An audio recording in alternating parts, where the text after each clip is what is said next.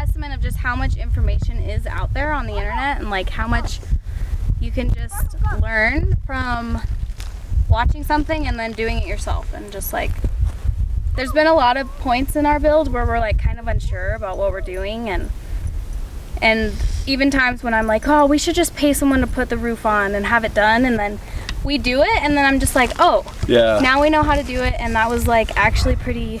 Just start rolling with it. Just start, you know, and then you just learn from your own mistakes. I mean, yeah, you're gonna fail a couple times on some things, and you might spend some time, but I don't know. Now you had to do it forever, I guess, after that.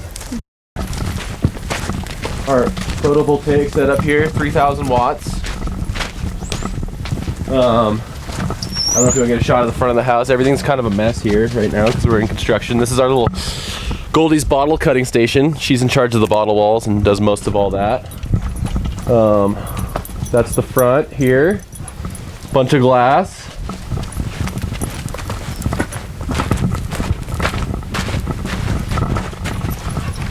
French doors, pretty stoked on these. This is our greenhouse area. And we're doing our Earthship gray water planter cell right here. This is what this is staked out for. We're kind of just putting a more firmer ground in right now, just going step by step.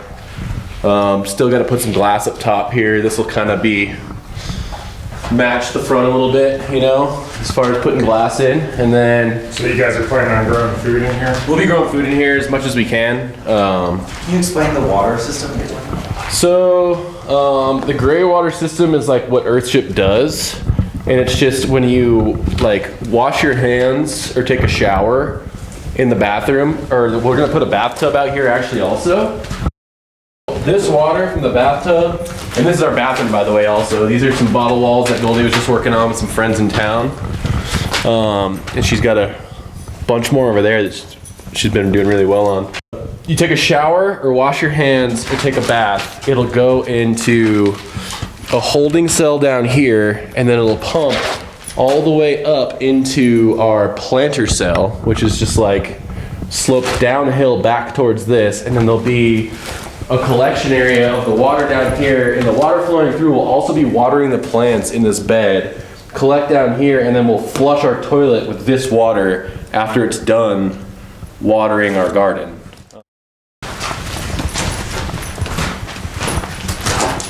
Nice bottles. Is this cob? Yeah, that's a cob. We're doing cob on this side, and then anything in the bathroom where there's water, we'll be doing cement. Goldie did all that with some friends in town, and then this will be our kitchen sink right here. This is our kitchen area, kitchen sink, countertops, refrigerator, little pantry zone, and then we'll have like a little island here. We did some wiring for all this stuff. We have a wood stove over there area, and then this will kind of go into like our living room over here. And then Goldie did all the these bottle walls here above our mech room wall, and this is our mechanical room over here. Those are cool. How many bottles, Goldie, do you remember? Did you ever count them? I think there's like 200 in that side. Wow. And the bottles are purely aesthetic, or is there a functional reason? Okay, aesthetic. Just Yeah, and just to like also, I guess seal it up takes it decreases the amount of mud I would have had to put in there if I was gonna just do that. And ideally, like when you're doing a cement bottle wall, we want to use as little cement as possible because it's got a big footprint. And this right here is our mechanical room. This is where our solar runs into. Charge controller, inverter, AC panel right there. We also have a 1,700 gallon cistern buried behind our house back here. And this is where our water comes into. And then this is where we'll have our water filtration system and electrical stuff all in this mechanical room here. And then Goldie also did all of these bottles over here in this whole bottle wall, which is in the process of getting finished. She also did most of this ceiling in here, which is all like repurposed vinyl flooring. Yeah, we just got all of these scrap kind of pieces of this wood vinyl flooring from my family up in Denver works on job sites or on new construction homes. So this is all just, we pieced it all together. It doesn't totally fit, but this is all, it was going in the dumpster, so. It looks awesome. Yeah, I really like it. So, and then this is our adobe wall. So this is our, I think, well, this is our first actual layer of actually covering up the tires. We did a bunch of pack out to bring the mud level flush with the end of the tires. And so we just did our first scratch coat. It's just sand, clay, and straw mixed together with water. And we'll do another couple coats after this to smooth it out. And yeah. So then you get your electrical. Yeah. These are gonna be our sconces, that's our outlets. This is our cooling tube. So that's just a piece of culvert pipe that goes 20 feet back from the Earthship. And what it does is when it's open, There it is. in the summertime, it'll airflow in through the culvert and cool off as it goes through the berm. And it just brings cool air in here. That's why it stays nice and cool. Yeah, these are just D-cuts from the mill that we cut up and pieced together up there. Very cabin-esque. They sell them as firewood logs for really cheap, so. And back to the, did you guys talk about the cooling tubes? So Goldie built these also for all of our cooling tubes. Oh, wow. Hold those up, Matt. They're a little dusty, but this one's glass and epoxy, and then this one's just like some recycled wood, some cedar that she did a really good job on. And those are for the, like a door? Like a cover? Door for the cooling tubes, Nice. yeah. So you'll close them in the winter and then open them in the summer to get the draft through. This is cool. This little Yeah, those are all the bottles. transition between the post and the tire walls. And all our windows are secondhand. Most of these are sliding glass doors that we got off of Craigslist for free up in Denver. So these were all gonna be also in the trash, but we just had to rip them out of the frames and custom build them in to fit our wall. So did you guys intentionally build with a whole bunch of repurposed materials and try to, you know, find that before buying something new initially, or is that incorporated into your build? Yeah. Definitely, yeah. I mean, it's amazing what people will throw away. And so it's really, it's true, like one man's trash is another Yeah. Earthship's treasure. How many tires did you guys pound, or how big of a footprint is this as a square footprint?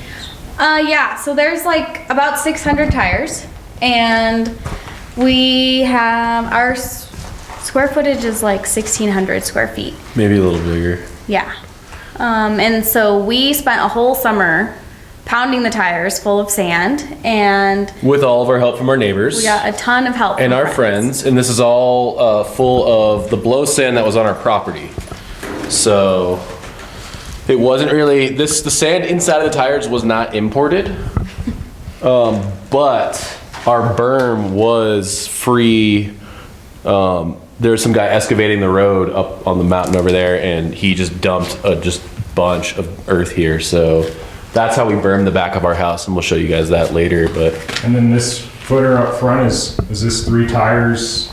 this is 3 tires high, and then I spiked in like 6-foot sticks of like it was like 3/4 inch rebar all the way down, and the rebar comes up to about here on like every other tire, and then I tied it in with more rebar across, and then we did this like bond beam thing on our front footer. Just because all the weight, you know, there's a lot of hinge point on this side of the house, where we didn't do a bond beam on the back because we wanted to use our cement where it counted. I thought, you know, our tires were so level that we could just not do a cement bond beam in the back. So we're trying to like focus on the least amount of you know, Portland cement as possible, because it's such a big detriment to our environment. Sick. And the downside of building with like recycled materials, I think, is just like the time it takes to, you can buy something new and just slap it up on a wall, but like you have to process recycled materials sometimes. That would be the only, time versus money. How long have you guys been building this? We're going on like 3 years now. Nice. Not consistent 3 years, but we're on our third year. 3 summers. 3 summers. Nice. 3 building seasons. And we also, we could talk about the berm. So the berm behind the tires, there's 4 feet of sand, and then that's insulated with an R40 of rigid foam. And then that's also buried. So we have a whole lot of insulation in the berm. And then our roof, our ceiling is insulated with 4 inches of the rigid foam. And then we also spray foamed it with another 2 inches. And then we stuffed the rest of these cavities with bat insulation. So we have like maybe an R50 or close to an R60 in the ceiling, which you can definitely feel. Like right now, it's definitely a lot nicer in here than it is outside. And in the winter, you can definitely notice a difference when it's really cold outside. So even though like we have all this glass and like really exposed face, I don't know. It's like we have the insulation where it counts, and it really does help. So a lot of these jobs, especially with Earthship, are super labor intensive, and one of the more labor intensive jobs was doing this stucco here. And this is all help from like neighbors, like Pete filming, and like people you see out here. Like I can point to a bunch of houses that people actually that came over and helped us, and we trade hours here, labor hours. So we kind of just like had a buddy who knew a little bit about stucco, and we just kind of rolled with his advice, and yeah, we did this, and it's a cementatious stucco. A lot of work. And this is tires with insulation on it, and then diamond lath on the outside, which was expensive and hard to do. This is all like DIY, just like YouTube and stuff. Kirk Giordano, neighbors, more cracks. Kirk G might have something to say about all this. Kirk Giordano. Bathroom, we did a addition on the side of our house for our bathroom for some crazy reason. That was like another couple $1,000 adventure there with a couple headaches involved, but Let's walk I think around we'll back. appreciate the space later. This is this is a mess out here, and we're building. Another door to our house there, into the bathroom. Septic is out here. Yeah, this is where our septic was, and we didn't, we're fully off grid, and we didn't want to do this at all, because Earthship doesn't like require a septic. You can do black water systems that they've designed that I feel like work pretty well, and Goldie went to the academy, so she's kind of more the guru on that stuff. But and we also have a well, which is kind of like not necessary, I feel like, as far as It's nice though, right? it's nice to have. Where would you get your water from if you didn't have a well? Well, the rain collection off the roof. That's enough to actually really. Yeah, for every 1 square foot of roof, you can catch 2/3 of a gallon per inch of rain. So it's like with 12 inches of rain, even in Crestone, that's like 4,000 gallons worth of water catchment every year. And when you're using it so many times, like it goes once for the shower, and then that waters the plants, and then that flushes the toilet, you really have like minimized the water use like so much. So. And our roof is massive. It's like that's Yeah, let's walk around back and see the cistern or your roof pitch is. Yeah, we have a kind of a slim roof pitch. It's like a 212 pitch, which isn't much, but our snow load isn't all that crazy here. I don't know if you want to come up this way, but Yeah. this is the berm that I was talking about that we got for free as far as material goes. They just dropped it. A lot of excavation fees, a lot of hidden fees in building your own house. I'll tell you that. Like, it's not as cheap as some might think. And we haven't installed our rainwater catchment system yet, but it would essentially, like snow melt or rain, would come down into a gutter system and then go in, and here's where our cistern is, right here. Here's like a janky shut-off valve for our cistern down in this big tube here. Pitchfork to shut it off or turn it on. Just a valve that can shut off for the huge 17-gallon tank. How big is the tank? 1700, I think. 1750. And then this is the inlet that you'll eventually gutter out to? Yeah, this is our inlet that'll be all guttered out, and there'll be a filter system in there. But this roof right here, I'm pretty proud of. This took a lot of like research, and you know, I had never done a roof before, and it's a lot of metal and it's a lot of work. And we did this in the wind, a lot of it. Sometimes it was a nightmare, sometimes it was great. But there's a lot of metal on here and a lot of screws and a lot of like labor hours, you know? Like this didn't just happen overnight. This took us a long time. And you got a nice view up here. Yeah. Not bad. Would you want to walk back to the creek real quick? Yeah. So how many acres do you guys have, Matt? What is like this? 3.83 or something like that, so it's almost 4. Man, this is beautiful. Yeah, we got this little mysterious like gulch thing over here, or whatever this is. Old creek bed or... Covered your flood. Have either one of you guys built a house before you built this one? No, No. this is my first and last. I've done like little projects here and there on farms and stuff, but nothing to that scale, you know? And just seeing other people do it in your same situation kind of gives you some inspiration to do it yourself, you know?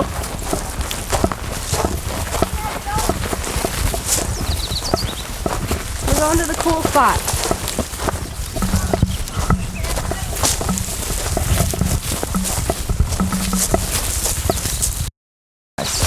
Oh, wow. Yeah. Super secret. Found like a dilapidated for sale sign. We were just driving around, kind of poking around properties, and we just like saw this weird for sale sign and off in the distance, and we just like held it up to the sun to get the number off of it. And it was like, Wow. called the guy and he called us back, and we kind of just knew. We both knew. We stood on this property and we're like, it was kind of far-fetched. We couldn't get a hold of the guy, and we were just like, oh man, this is like the one. This would be it, you know? And then he called us back a few days later, and we just like made it happen, you know? I mean, in hindsight, we couldn't have picked a better place to build, just because of the support and the knowledge that's here in Crestone. I just don't even see us like making it or anything if we didn't have all the help from friends and neighbors, and you know, we could have ended up in so many places. And I think it really does make a difference to just be around like-minded people, and yeah, just it helps like get through it.